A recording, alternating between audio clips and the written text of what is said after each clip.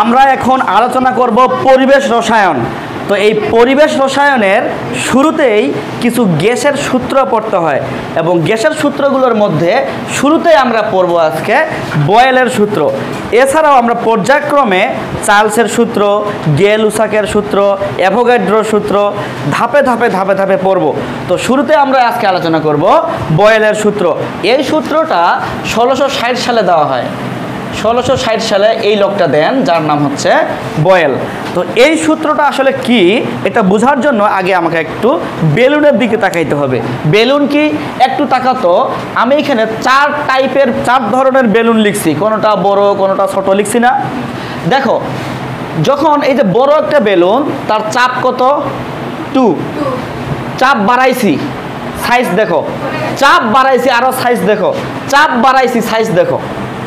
তাহলে একটা জিনিস আমরা আইডিয়া করতেই পারি, কোনো গ্যাসের উপর, কোনো বেলুনের উপর যখন আমরা চাপ প্রয়োগ করব, তার আয়তনটা, চাপ যখন আমরা কি বাড়াবো তার আয়তন কমে যাবে।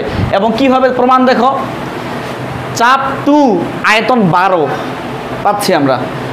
চাপ কি বাড়াইছি, আয়তন, চাপ কত বাড়াইছি, আয়তন কমছে। কমছে কেন? দেখো 12 আর 8, আমরা চাপ আরো বাড়াইছি, আয়তন আরো কমছে। চাপ আরো আমরা বাড়াইছি, আয়তন আরো কমছে। এই লোক যেটা বলছে, এই লোকটা আর কি বয়েল যেটা বলছে যে পিভি অলওয়েজ একটা ধ্রুবক পাবো আমরা। এই লোক বলছে পিভি অলওয়েজ কি পাবো? ধ্রুবক, একটা কনস্ট্যান্ট মান পাবো। কেন? চেক করো। 12 দুগুণা কত? 24। 4 কত? 4 8 কত? 12 দুগুণা, এখানে কত হবে রে? 4 6 হবে এখানে। 4 6 24। আর এখানে কত? 4 6, এখানেও 24। 3 8 24। অর্থাৎ বয়েলের যে সূত্র, সে মেইন সূত্রটা হচ্ছে এরকম, ভি সমানুপাতিক 1/p। যখন আমার কি টি হচ্ছে কনস্ট্যান্ট, CONS, টি হচ্ছে ধ্রুবক। এটাকে যদি আমরা বাংলায় অনুবাদ করি তাহলে কি হবে? স্থির তাপমাত্রায়, তাপমাত্রা কিন্তু ফিক্সড, স্থির তাপমাত্রায় নির্দিষ্ট ভরের কোনো গ্যাসের আয়তন। আবার স্থির তাপমাত্রায় নির্দিষ্ট ভরের কোনো গ্যাসের আয়তন তার চাপের ব্যস্তানুপাতিক। আবারও বলতেছি, স্থির তাপমাত্রায় নির্দিষ্ট ভরের কোনো গ্যাসের আয়তন তার উপর প্রযুক্ত চাপের ব্যস্তানুপাতিক। এটাই হচ্ছে মূলত বয়েলের সূত্র। আমি যদি এই সূত্রটাকে একটু সাইজ করি তাহলে হয়তো এইভাবে করতে পারি, কে ইন্টু 1/p। কে একটা সমানুপাতিক ধ্রুবক। আমি যদি এখানে পিভি ইকুয়াল কে করি, করতে পারি, কিন্তু পিভি ইকুয়াল কে করতেই পারি। তো বয়েল যে কথাটা বলছে, কোনো একটা গ্যাসের উপর প্রযুক্ত চাপ এবং তার আয়তনের গুণফল একটা ফিক্সড মান পাবো, একটা ধ্রুবক মান পাবো। আমরা এই উদাহরণ, এই যে চিত্রগুলো দেখতে পাচ্ছি, ছবিটা দেখতে পাচ্ছি, এই ছবি অনুযায়ী কিন্তু মূলত মিলে গেছে জিনিসটা। কেন? এই যে বললাম 12 দুগুণা 24, 4 6 24, 4 6 24, 3 8 24, অর্থাৎ পি এবং ভি এর গুণফল ফিক্সড হবে। এখন পরীক্ষায় কিভাবে আসবে? পরীক্ষা তো এটা আসবে না। পরীক্ষা আসবে এইভাবে, সাপোজ আমি যদি ভরটাকে স্থির রেখে চাপ বাড়াই বা কমাই, সাপোজ আমি চাপ করলাম P1, তাহলে অবশ্যই ভিটাও চেঞ্জ হবে, V1 হবে। সাপোজ আমি চাপ আরও চেঞ্জ করলাম, P2 করলাম, তাহলে অবশ্যই ভিটাও চেঞ্জ হবে, V2 হয়ে যাবে। এরকম করে চলতেই থাকবে এবং আমরা বলবো যে P1 V1 equal P2 V2 equal কে। আরও তো হইতে পারে, অনেকগুলো হইতে পারে না রে। তো আমাদের বয়েলের সূত্রে যে জিনিসটা মনে রাখতে হবে সেটা হচ্ছে এটা, P1 V1 equal P2 V2 equal কে। এবং সংজ্ঞাটা মনে রাখবো কিভাবে? যে স্থির, তাকে কল্পনা করব।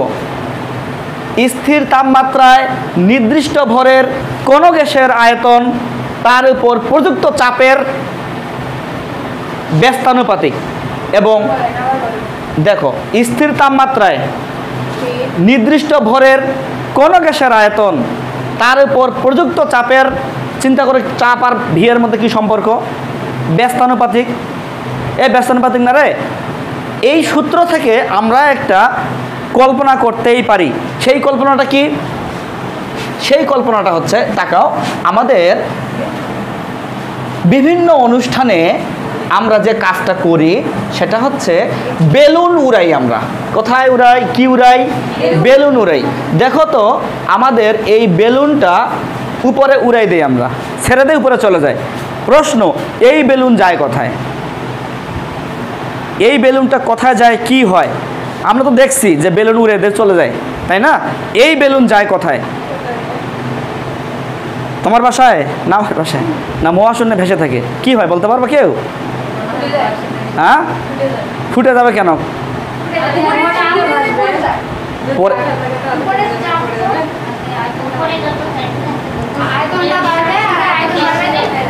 আমাদের পৃথিবী পৃষ্ঠের একটা কাল্পনিক জিনিস কল্পনা করা হয়, সেটা হচ্ছে বায়ুমণ্ডল। পৃথিবী পৃষ্ঠের উপরে যত আমরা উপরে যাব তত আমাদের চাপটা হবে কম, তত চাপ কম অনুভূত হবে যত আমরা উপরে যাব। আর বয়েল যেটা বলতেছে আমাকে, বয়েল যেটা বলতেছে সেটা হচ্ছে চাপ যদি কম হয় আয়তন বেড়ে যাবে। কেন? এটা ব্যস্তানুপাতিক সম্পর্ক। তাই তার মানে এই বেলুনকে যখন ছেড়ে দিব তখন সে উপরে যাবে এবং তার আয়তনটা বড় হবে, এবং আরও যখন উপরে উঠবে তার আয়তন আরও বড় হবে, একটা পর্যায়ে বড় হইতে হইতে হইতে হইতে ফেটে যাবে। এটা কার সূত্র দিয়ে ব্যাখ্যা করলাম? বয়েলের সূত্র দিয়ে ব্যাখ্যা করলাম। তবে বয়েলের সূত্র থেকে যে জিনিসগুলো পরীক্ষায় আসবে সেটা হচ্ছে বয়েলের সূত্রের গ্রাফ পরীক্ষায় আসবে, গ্রাফ লেখচিত্র পরীক্ষায় আসবে। বয়েলের সূত্রে আমরা 3 টাইপের গ্রাফ পাবো। হেডলাইন দাও বয়েলের সূত্রের গ্রাফ, বয়েলের সূত্রের গ্রাফ। হেডলাইন দাও বয়েলের সূত্রের গ্রাফ, বয়েলের সূত্রের গ্রাফ, বয়েলের সূত্রের গ্রাফ, বয়েলের সূত্রের গ্রাফ। আমরা বয়েলের সূত্রের 3 টাইপের গ্রাফ পাবো, 3টাই পড়বো এখন। সেটা হচ্ছে কি, ভি ভার্সেস পি। কি বললাম? ভি ভার্সেস, বাংলাদেশ বনাম পাকিস্তান বলি না রে, ভি বনাম পি। আরেকটা গ্রাফ, আরেক ধরনের গ্রাফ পাবো আমরা, ভি ভার্সেস পি ইনভার্স। আরেক টাইপের গ্রাফ পাবো আমরা, পিভি ভার্সেস পি। এই 3টা গ্রাফ তোমাকে জানতেই হবে, একাডেমিতে তো লাগবেই, অ্যাডমিশনেও কাজে লাগবে। তো ভি ভার্সেস পি যখন আলোচনা করব তখন আমরা আমাদের বয়েলের সূত্রটা লেখার চেষ্টা করি। বয়েলের সূত্র কি যেন ছিল? ভি সমানুপাতিক, আচ্ছা আমি একবারে লিখতেছি। আমরা বয়েলের সূত্র থেকে জানি পিভি ইকুয়াল কে, এটা আমরা বয়েলের সূত্র থেকে কিন্তু অলরেডি জানি। আমি যদি এইখানে ভিটাকে স্থির রাখি তাহলে আমি 1/p নামে একটা কিছু জিনিস পাবো। কি পাবো না? পাবো। এখন আমি যদি ভিটাকে ওয়াই ধরি, কেটাকে যদি আমি এম ধরি, পিটাকে যদি আমি এক্স ধরি, তাহলে আমি Y equal M into 1/x পাবো। আমি 1/pটাকে এক্স ধরিনি, শুধুমাত্র পিটাকে এক্স ধরছি, যা অধিবৃত্তের, লিখে নাও, যা অধিবৃত্তের সমীকরণ নির্দেশ করে, যা অধিবৃত্তের, যা অধিবৃত্তের সমীকরণ নির্দেশ করে, যা অধিবৃত্তের সমীকরণ নির্দেশ করে। y equal M into 1/x, যা অধিবৃত্তের সমীকরণ নির্দেশ করে। এখন সাধারণত আমাদের স্বাধীন চলকগুলোকে আমরা x অক্ষে রাখি। 2 টাইপের চলক থাকে আছে, একটা স্বাধীন চলক, একটা অধীন চলক। যেটা আমার স্বাধীনতা আছে, আমার উপর আমি নিজে নিজে কাজ করতে পারি, সেটা রাখবো আমরা x অক্ষ বরাবর, আর যেটা আমার হাতে নাই সেটা রাখবো আমি y অক্ষ বরাবর। সহজ বাংলায় এই উদাহরণে পিটাকে তুমি x অক্ষ বরাবর রাখবা, এক কথাই ঠিক। আমি এই জিনিসটাকে এই পাশে লিখতেছি যেহেতু জায়গা নেই। তাহলে আমি একটু গ্রাফটা আঁকি। ইয়েস, এটা কিন্তু এটা না, আমি এখনো কাজ কমপ্লিট হয়নি আমার এটার। আমি তাহলে এটা মিশিয়ে দিই নাকি? আমরা এই 3টা গ্রাফই পড়বো, তার মধ্যে পড়তেছি আমরা এটা, তাহলে এই 2টা মিশিয়ে দিচ্ছি, পরে লিখবো, তাই না? হ্যাঁ, আমরা কিন্তু ভি ভার্সেস পি এখনো শেষ করতে পারিনি, এখন গ্রাফ আঁকবো। আমরা এক্স অক্ষ বরাবর কাকে রাখবো? পি কে রাখবো। ওয়াই অক্ষ বরাবর কাকে রাখবো? ভি কে রাখবো। এক্স অক্ষ বরাবর রাখলাম পি কে, আর ওয়াই অক্ষ বরাবর রাখলাম ভি কে। এখন আমাদের যেটা বলা হচ্ছে, আমাদের সমীকরণটা হবে নাকি অধিবৃত্তের মতো। তো অধিবৃত্ত হচ্ছে এরকম, এরকম। আচ্ছা, সাপোজ একটা কথা মাথায় রাখবা যে বয়েলের সূত্রে কে স্থির থাকে, তো এই গ্রাফগুলো হবে টি ভিত্তিক, T1 T1 মনে করো এটা T1 দিলাম আমি, কেউ যদি মনে করো T3 দেয় ভুল হবে নাকি? হবে না, আমি দিলাম T1। আচ্ছা, সাপোজ মনে করো চার্লসের সূত্রে আমরা গ্রাফ আঁকতে যাচ্ছি, চার্লসের সূত্রে কি যেন স্থির থাকবে, এখানে তো পড়ো নাই তোমরা মনে হয়। চার্লসের সূত্রে তোমার পি স্থির থাকবে, পি, হ্যাঁ চাপ। যখন আমরা পড়বো তখন বলবো, তো মনে করো চার্লসের সূত্রে হচ্ছে পি স্থির, তখন যে গ্রাফ ট্রাফগুলো পাবো ওগুলো কী হবে? পি ভিত্তিক হবে। এইখানে আমাদের যে স্থির থাকবে এই গ্রাফগুলোর নাম হবে তার উপর নামকরণের অনুযায়ী হবে। অর্থাৎ বয়েলের সূত্রে টি স্থির থাকে, যার কারণে আমরা টি দিয়ে নামকরণ করলাম। চার্লসের সূত্রে পি স্থির থাকে, তখন আমরা পি দিয়ে নামকরণ করব। আরেকটা সূত্র পাবা তুমি যখন আমরা পড়বো গে-লুসাকের চাপের সূত্র, ওইখানে আমাদের ভি স্থির থাকে, তখন ওইখানে যে গ্রাফগুলো পাবো তখন কি দিয়ে নামকরণ করব? এই কথাটা মনে রাখবা, এটা আজকে হয়তো কাজে লাগবে না, পরবর্তীতে লেকচারগুলোতে কাজে লাগবে। মনে করো এটা T1, এটা হইল T2, আর এটা হইল T3। দেখো এদের কিন্তু শেপগুলো চেঞ্জ হয়নি, T1 এর জন্য অধিবৃত্ত, T2 এর জন্য অধিবৃত্ত, T3 এর জন্য অধিবৃত্ত। প্রশ্ন কিভাবে পরীক্ষায় আসবে? এইভাবে আসবে, তাকাও একটু। উদ্দীপকের গ্রাফটি নিচের কোন সূত্রকে সমর্থন করে? Boyle, Charles, Gay Lussac, Avogadro. Boyle. উদ্দীপকের গ্রাফটি বয়েলের কার সাথে কার সম্পর্ক? V versus P, V versus P inverse, PV versus P, কোনটি নয়। তাহলে হবে কি? V versus P. এই টাইপের প্রশ্ন আসতে পারে। আরেক টাইপের প্রশ্ন আসতে পারে, উদ্দীপকের গ্রাফটির তাপমাত্রার ক্রম কোনটি? অর্থাৎ তাপমাত্রার ক্রম T1 হবে, T2 হবে, মানে এই ক্রমটা হবে না এই ক্রমটা হবে? কোন ক্রমটা হবে খুঁজে বের করো। এখন কোনটা হবে কোনটা নাই এটা মুখস্থ আমরা করব না, সহজ একটা বুদ্ধি আছে। সহজ বুদ্ধিটা হচ্ছে কি, আমরা সুন্দর করে এখানে একটা টান মারবো, এইদিকে মারো আর ওইদিকে মারো, আমরা টান মারবো একটা, সোজাসুজি, কাহিনী শেষ। এইখানে এই পয়েন্টটা সিলেক্ট করব, এই পয়েন্টটা সিলেক্ট করব, এই পয়েন্টটা সিলেক্ট করব। আমরা চার্লসের সূত্রে দেখব ভি সমানুপাতিক টি। এটা কার সূত্র? চার্লস। আমরা এখনো কি পড়ছি এই সূত্রটা? পড়িনি, পড়বো এক সময়। তো ধরে নাও, আমি ধরে নিলাম তুমি এই সূত্র পড়ছো, এর বাংলা অর্থ কি? যদি টি বাড়ে ভিও বাড়বে, যদি টি কমে। আমরা চার্লসের সূত্রে বিস্তারিত আলোচনা করব। আমাকে এই জিনিসটা ব্যাখ্যা করার জন্য চার্লসের সূত্রের একটু হেল্প লাগতেছে, তাই আমি এটা লিখলাম। এখন দেখো যে T3 এর জন্য ভি পাচ্ছি অনেক বড় একটা, T2 এর জন্য কম পাচ্ছি, T1 এর জন্য আরও কম পাচ্ছি। দেখো টি আর ভি এর সম্পর্ক কি? সমানুপাতিক না ব্যস্তানুপাতিক? টি আর ভি এর সম্পর্ক সমানুপাতিক। তাহলে T3 এর জন্য, এটা কি T3 না? তাহলে আমরা বলতেই পারি T3 এর জন্য ভি পাচ্ছি সর্বোচ্চ, আর টি আর ভি এর সম্পর্ক সমানুপাতিক। তাহলে সবচেয়ে বড় কে? T3, তার চেয়ে একটু কম কে? T2। সুতরাং আমাদের এটাও ভুল, এটা রাইট। এটা হচ্ছে ভি ভার্সেস পি এর জন্য। দেখো এটা মুখস্থ করা যাবে না, অনেকেই আবার এখানে T3 ধরতে পারে, এখানে T2, এখানে T1 ধরতে পারে, তখন আবার চেঞ্জ হয়ে যাবে বিষয়গুলো। আমি এই উদাহরণের জন্য বলছি, এটা কি হচ্ছে হোক, সুন্দর করে টান মারবো, তারপর গবেষণা করব, কারণ টি আর ভি এর সম্পর্ক সমানুপাতিক। এখানে যে বড়, ভিও বড়।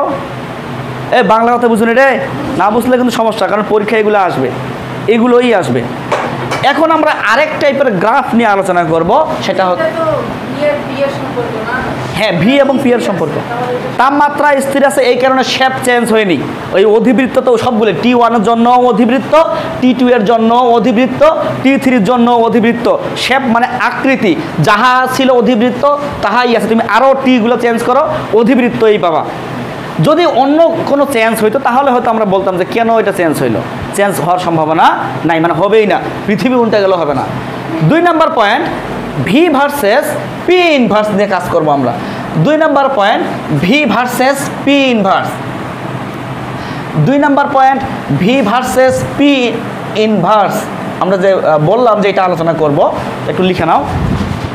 তাহলে কি ভি ভার্সেস পি ইনভার্স। তো আমরা কি জানি, পিভি ইকুয়াল কি জানি, কে। কার সূত্র অনুযায়ী? বয়েলের সূত্র অনুযায়ী। আমরা কি লিখতে পারি না ভি ইকুয়াল কে ইন্টু 1/p? লিখতে পারি। আমরা কি বলতে পারি না এটা ধরলাম ওয়াই, এটা ধরলাম এম, এইটাকে ধরলাম এক্স, আগেরটাতে শুধু পিটাকে এক্স ধরছি, সুতরাং y equal m x. Y equal কি পাচ্ছি? এম এক্স, যা মূল বিন্দুগামী সরল রেখার সমীকরণ নির্দেশ করে। মূল বিন্দুগামী সরল রেখার সমীকরণ নির্দেশ করে। মূল বিন্দুগামী সরল রেখার সমীকরণ নির্দেশ করে। এটা তোমরা ম্যাথটা কি পাও না এগুলো? হ্যাঁ, তাহলে ওয়াই ইকুয়াল এম এক্স, মূল বিন্দুগামী সরল রেখার সমীকরণ নির্দেশ করে। একটু তাকাইতে হবে। তাকাবা কিভাবে?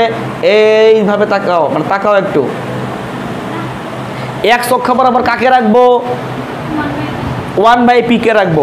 অর্থাৎ এখানে আমি পি ইনভার্স, কেউ যদি 1/p লিখে ভুল হবে না, আমি 1/pও লিখতে পারি, পি ইনভার্সও লিখতে পারি।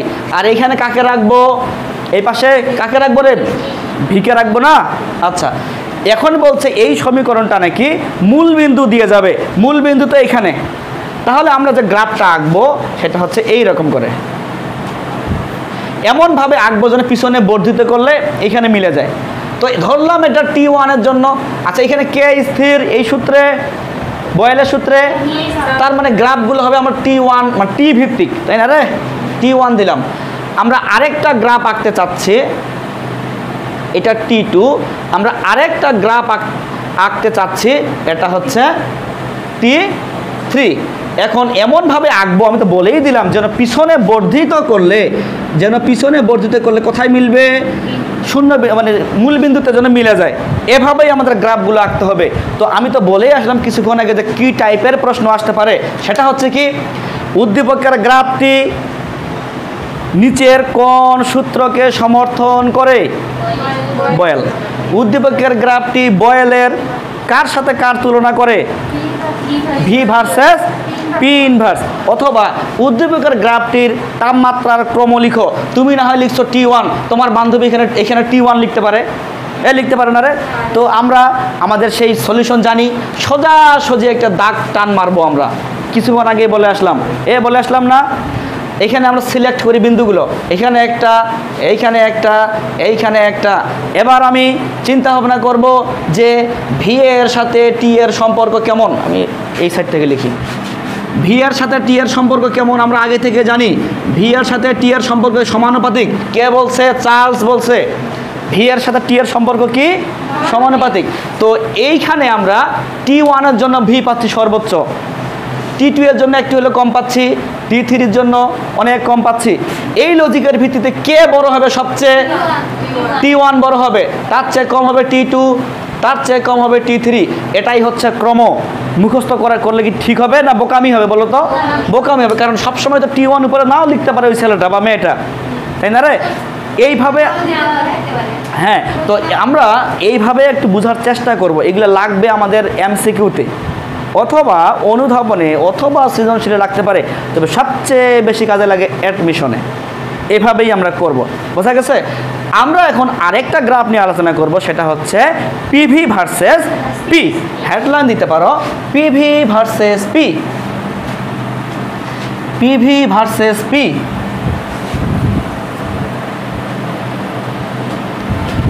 পিভি ভার্সেস পি, পিভি বনাম পি যেটাকে বলতেছি আমি। তো কি আলোচনা করবো এখন? PV versus P. সেই ঘুরে ফিরে একই কাহিনী, পিভি ইকুয়াল কে, এ লিখতে পারি না রে?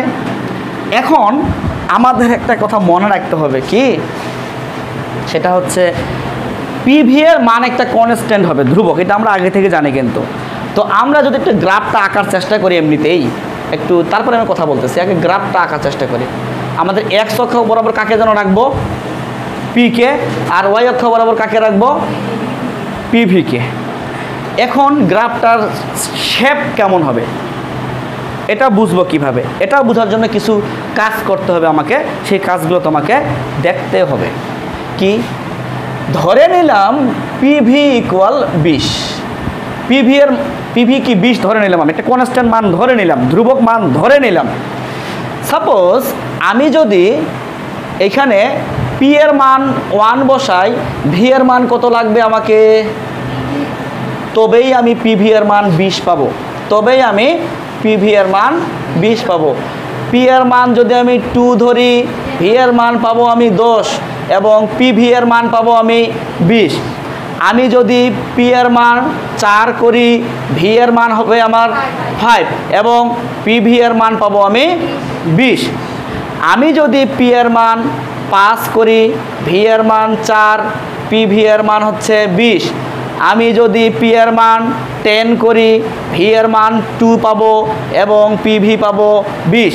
একটা কথা মাথায় রাখতেই হবে, আমি পি এর মান যাই বাড়াই বা কমাই না কেন, আমার পিভি এর মান কিন্তু কনস্ট্যান্ট থাকতেছে, একটা ধ্রুবক মান পাচ্ছি আমরা।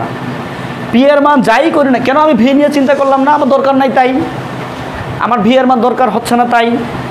আমি পি এর মান যাই বাড়াই বা কমাই না কেন, আমার পিভি এর মান একটা ধ্রুবক পাচ্ছি। অর্থাৎ আমি যদি একটু চিন্তা ভাবনা করি, আমার বিবেক বুদ্ধিটাকে কাজে লাগাই, আমি পি এর মান যদি এখানে 1 কল্পনা করি, তাহলে মনে করো এখানে একটা 20 পাচ্ছি আমি। এখানে ধরলাম কত? পিভি এর মান কত ধরলাম? 20। তাহলে 1 এর জন্য 20 পাচ্ছি। যদি আমরা 2 নেই তবুও পাচ্ছি কত? 20। যদি আমরা 4 নেই তবুও পিভি, এই পি এর মান 4 নিলে পিভি কত পাচ্ছি? 20। আমি এখানে 20 ধরে নিছি, কিন্তু 20 ধরে নিছি। আমি যদি এখানে পি এর মান 5 ধরে নেই, তাহলে আমি এখানে পিভি এর মান কত পাবো? 20ই পাবো না? আমি যদি এখানে পি এর মান 10 ধরে নেই, পিভি এর মান পাচ্ছি 20। এই জিনিসটা বুঝতে হবে। এটা এই যে ডাটাটা আমি লিখলাম, এই যে পয়েন্ট দিয়ে লিখলাম, এটা আমি মুখস্থ লিখিনি, এই যে দেখে দেখে লিখলাম। আমি পি এর মান যাই করি না কোনো, পিভি এর মান 20। আমি ধরে নিলাম এখানে পিভি এর মান 20, এই পয়েন্টটাতে ধরে নিচ্ছি পিভি এর মান 20, তার মানে সবগুলোর জন্য এখানে 20 করে পাবো। বাংলা কথা বুঝুনি? এখন এখানে যদি আমি দাগ টানি, তাহলে এরকম একটা কিছু একটা পাবো না রে, এবং এখানে বর্ধিত করে দেব। এখন কথা হচ্ছে যে এটার 20-এর জন্য সাপোজ আমি যদি নিচে আসি, তাহলে আমি পিভি এর মান কম পাবো না? আমি কিন্তু পিভি এর মান কম পাবো। সাপোজ এখানে আসলে 15 হইল, আরও নিচে আসলাম, এখানে মনে করো 15 হইল, এখানে মনে করো কি 10 হবে না রে, মানে কমে যাবে না? তো ধরে নাও এখানে এটা T1, এটা কি T1, এটা T2, এটা T3। তো সবসময় যে উপরে T1 হবে তা তো না, অনেকে আবার নিচে T1 ধরতেই পারে না রে। এখন আমাদের যেটা কোশ্চিন, যেটা কিছুক্ষণ আগে বলে আসলাম, যে উদ্দীপকের গ্রাফটিকে কোন সূত্র সমর্থন করে? অবশ্যই হবে বয়েলের সূত্র, অথবা বয়েলের সূত্রের কার সাথে কার তুলনা করতে বলতে পারে ওরা, কার সাথে কার তুলনা করে বোঝাচ্ছে, এখানে আমরা বলবো পিভি বনাম পি, অথবা আসতে পারে তাপমাত্রার ক্রমগুলো কেমন হইতে পারে। তো এইখানে কোনো হিসাব নিকাশ নাই সেরকম। দেখো T1 এর জন্য পিভি সর্বোচ্চ পাচ্ছি, এখানে দাগ টানার কোনো কিছুই নাই, বা অন্য কোনোভাবে যে ক্যালকুলেট করব সেটারও কোনো দরকার হবে না। T2 এর জন্য পাচ্ছি পিভি এর মান সর্বোচ্চ, এই একটু কম পাচ্ছি। T3 এর জন্য আরও কম পাচ্ছি, তাহলে পিভি এর মান বেশি পাচ্ছি কত তাপমাত্রায়? T1 তাপমাত্রায়। এখানে কিন্তু অন্য কোনোভাবে হিসাব করার দরকার পড়তেছে না। তাহলে ক্রমটা কেমন হবে? T1, T2, T3।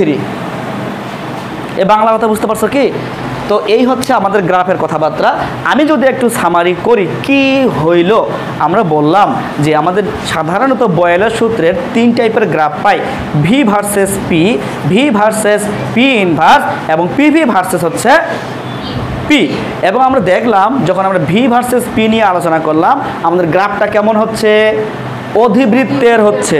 এবং আমরা তাপমাত্রা কত T1, T2, T3 হিসাব নিকাশ করার জন্য মাঝখানে একটা লম্ব টানছি, দাগ টানছি, তারপরে হিসাব নিকাশ করে দেখলাম কে বড় আর কে ছোট। কেন? ভি আর টি এর সম্পর্ক সমানুপাতিক। ওই লজিকের ভিত্তিতে আমরা তখন ক্রমগুলো বের করলাম। তারপরে যখন আমরা ভি ভার্সেস পি ইনভার্স নিয়ে কাজ করলাম তখন দেখলাম কি আমাদের গ্রাফটা কেমন হচ্ছে, মূল বিন্দুগামী সরলরেখার সমীকরণ হচ্ছে, অর্থাৎ y ইকুয়াল এম এক্স হচ্ছে। আগেরটা হয়েছিল y equal M into 1/x, যা অধিবৃত্তের সমীকরণ নির্দেশ করে। আর ভি ভার্সেস 1/p সেটা হচ্ছিল কি y ইকুয়াল এম এক্স, যা মূল বিন্দুগামী সরলরেখার সমীকরণ বোঝায়। তো ওইখানেও আমরা চার্লসের সূত্রের হেল্প নিয়ে এবং মাঝখানে দাগ টেনে তাপমাত্রার ক্রমগুলো বের করছিলাম। আর এইখানে যেটা দেখলাম সেটা তো দেখতেই পাচ্ছ এটা কীভাবে আমরা সমাধান করলাম। এই গ্রাফগুলো বারবার, একবারও তো মনে থাকবে না আমি জানি, বারবার তোমাকে খাতায় প্র্যাকটিস করতে হবে এবং এই শেপগুলো মনে রাখতে হবে, কিভাবে কি হচ্ছে, তাপমাত্রাগুলো মনে রাখতে হবে এবং কোন সূত্রের গ্রাফ এগুলো সেগুলোও মনে রাখতে হবে। যদি মনে রাখতে পারো পৃথিবীর সকল বয়েলের সূত্রের গ্রাফের তুমি সলিউশন করতে পারবা। তোমার যে সামনে যে পরীক্ষাগুলো আসবে, অ্যাডমিশনের পরীক্ষাগুলো, সব পরীক্ষাগুলোতে তুমি এই গ্রাফ থেকে অ্যান্সার করতে পারবা ওভার শিওর। তাহলে তোমার কাজ কি হবে, এই যে 3 টাইপের যে গ্রাফ পড়লাম সেগুলো বাসায় প্র্যাকটিস করো, একবার না, 2 বার না, 10 বার 15 বার, যতবার পারো প্র্যাকটিস করতে হবে। যখন তুমি আয়ত্তে আসবে তখন তুমি ছাড়বা। আরেকটা তথ্য আমি দেই, এই যে গ্রাফগুলো আমরা দেখতে পাচ্ছি, এই যে গ্রাফগুলো দেখতে পাচ্ছি, এই যে গ্রাফগুলো, এই রেখাগুলোকে আমরা আইসোথার্ম বলতে পারি। কি বলতে পারি? আইসোথার্ম।